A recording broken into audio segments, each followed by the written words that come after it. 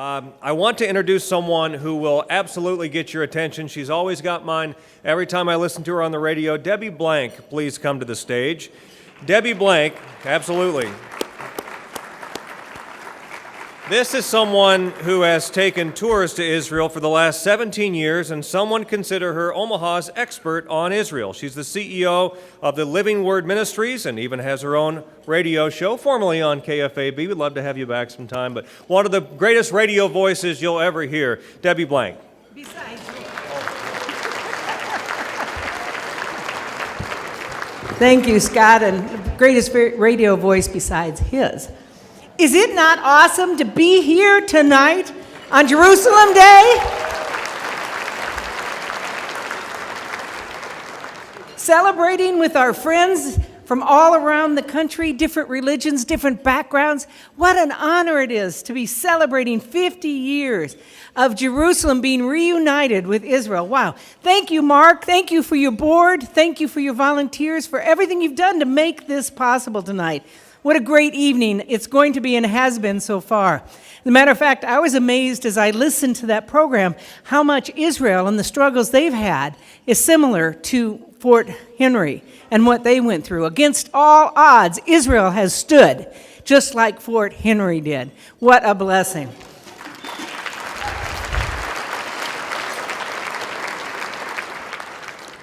People often ask me, why, as a Christian, do I support Israel? Why am I such a supporter of the Jewish community? So I'd like to tell you that tonight by explaining a little bit about Israel, and specifically one of the sites that I love to go to, and that's the city of Dan. Now, if you know the Bible, you know that the land of Israel goes from Dan to Beersheba, so it's the furthest northern point in Israel. There's lots of great things to see there. But what has been uncovered recently in the last several years is what's known as Abraham's Gate, because that's the gate that Abraham would have entered the promised land through. And you have to understand that Abraham's entry into the promised land from God's covenant was the beginning of the Jewish nation.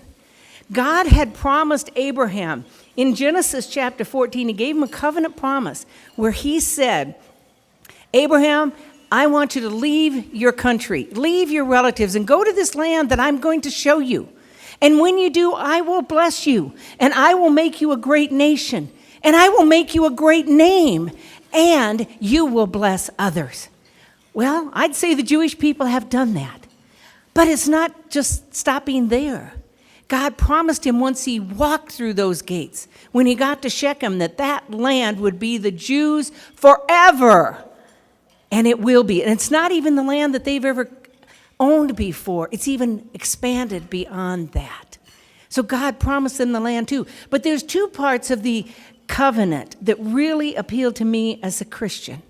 And that is when God said to Abraham, Abraham, I will bless those who bless you and curse those who curse you. So what God is saying is, Abraham, you're the father of the Jewish nation.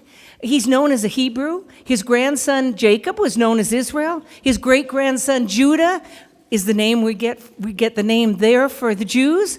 So Abraham would be the father of the Jewish nation through Isaac, through Jacob, because God promised the same covenant to them that he promised Abraham. Not to Ishmael, not to his other sons, but through Isaac.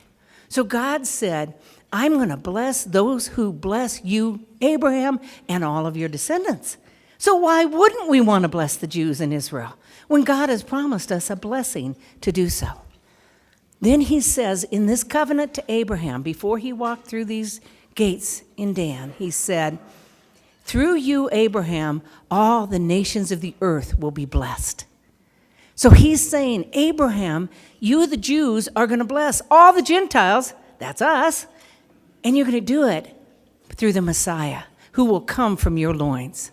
So we have the privilege as Christians as inheriting that promise of the Messiah through the Jews. Thank you that the Jews, that through Abraham, listened to God. But it doesn't stop there. That's not all they gave us. If you read in the New Testament, Paul tells us in the book of Romans in chapter 3 that the Israelites gave us the oracles of God Do you know that everyone except Luke that wrote in this book was a Jew? I mean, this is a Jewish book, folks. 80% of this book is Old Testament. It's Jewish written, Jewish history, all about the God of Israel and our God. That's who we learn and meet and know about in this. And they gave us this book. Isn't that awesome? What would we have if we didn't have the book, the oracles of God? But we do. And it doesn't stop there. In Romans chapter 9, we learn that the Jews gave us 8 other things.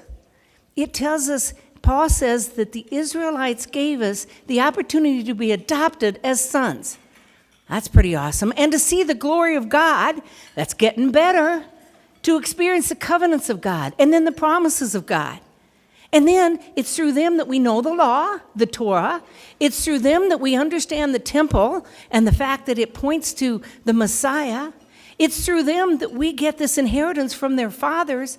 And finally, the 8th and final point was, it is through the Jews that we get the Messiah. Wow. Now do you know why we support the Jews? Look at all they've done for us. And I know they've done a lot in the world.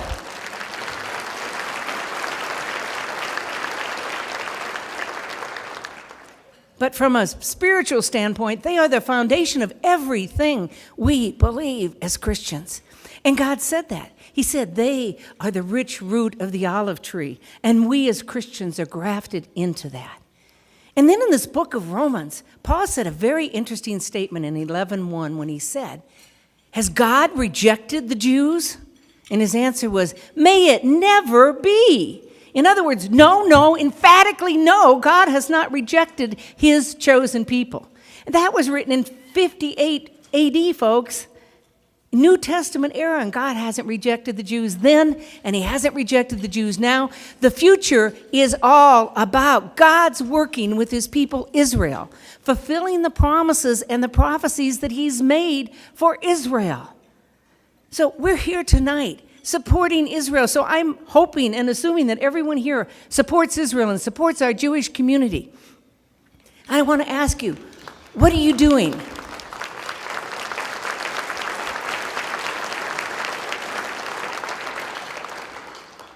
What are you doing to support your belief? I encourage you first and foremost to go to Israel. You're seeing some slides right there from our Israel tour a couple of months ago. Go to Israel, because there you will learn all about the history of the Jews. You're going to walk where God walked. You're going to see the Bible come to life, and you're going to learn the modern history of Israel, and you, like me probably, will fall in love with the Jewish people just by going to their land. So I'd love to have you go with us on our next trip next spring, but I just want you to go. Go with your church. Go with your synagogue. Everybody needs to go to Israel, because it's a life-changing experience, and I think you would all agree if you've been there. And then the second thing is, educate yourself. We hear so many lies and misinformation in this country on the airwaves that are anti-Israel. We see worldwide people coming up in anti-Semitism. Our campuses are filled with that. We need to educate ourselves on the truth of the Bible, on the history of Israel, on the modern history of Israel, on the truths of whose land it really is. And by the way, you can go to our website on the front page and download a document that shows you whose land it really is and why, because we need to know this. How can we stand for Israel if we don't know it? And then thirdly, we need to follow Psalm 122:6. It says, pray for the peace of Jerusalem. And finally, number 4, we need to stand with Israel. We need to stand with our Jewish friends no matter what they go through, because God will bless those who bless Israel and curse those who curse Israel. Will you stand with Israel and your Jewish friends?